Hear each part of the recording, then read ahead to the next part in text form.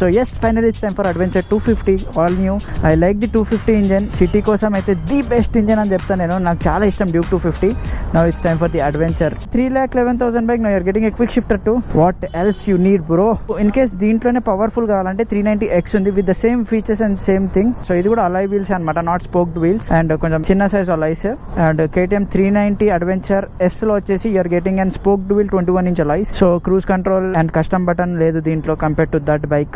And ADB 390X తీసుకున్నా మీకు ఏది ఉండదు, just the engine difference, power difference అంతే. మిగతావి దీనిలో ఏం ఫీచర్స్ ఉంటాయి X లో కూడా అదే ఫీచర్స్ ఉంటాయి. 390 తో కంపేర్ చేస్తే మీకు అడ్వెంచర్ 250 లో వైబ్రేషన్స్ చాలా తక్కువ.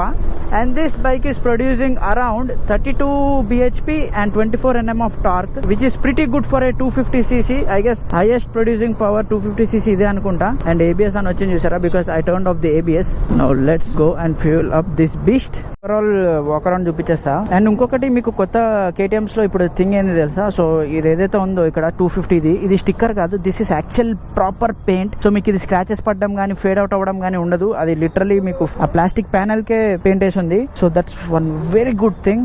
Let's check the dispatch. దీనిలో యాక్చువల్ ఓకే ఎస్ యాక్చువల్ గా దీని డిస్క్ వేరే ఉన్నట్టుంది.